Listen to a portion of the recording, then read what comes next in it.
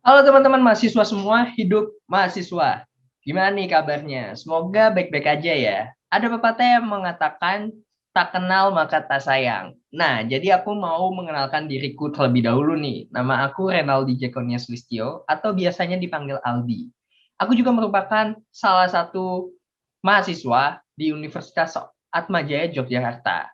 Hari ini aku mau cerita sedikit nih ke teman-teman tentang pentingnya berdisiplin dalam berlalu lintas. Biasanya kan kalau mau pergi ke kampus, teman-teman pakai kendaraan bermotor, bermobil, ataupun sepeda. Oh, atau mungkin ada nih teman-teman yang berjalan kaki karena tempat tinggalnya dekat dengan kampus. Nah, untuk teman-teman semua nih, kalau kita mengingat-ingat ke belakang, apakah teman-teman semua merasa sudah patuh dengan peraturan lalu lintas yang ada di negara kita?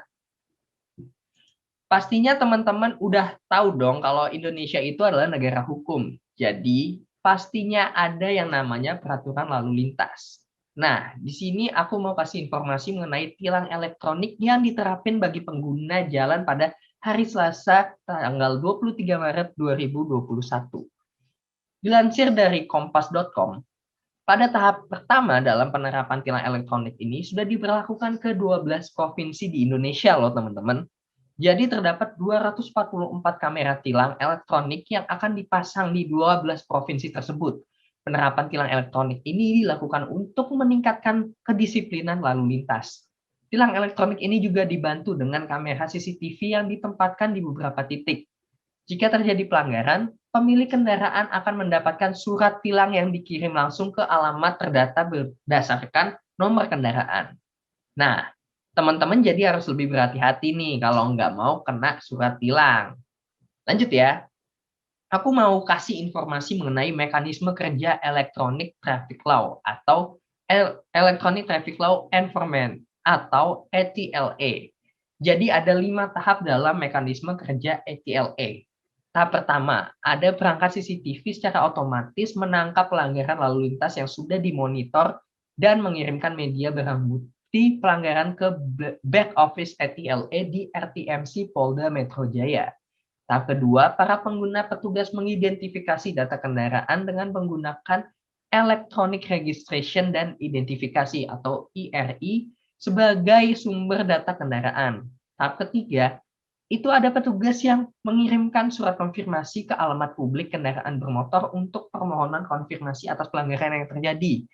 Kemudian lanjut ke tahap keempat, yaitu pemilik kendaraan akan melakukan konfirmasi via website atau datang langsung ke kantor Subdiktorat Penegakan Hukum.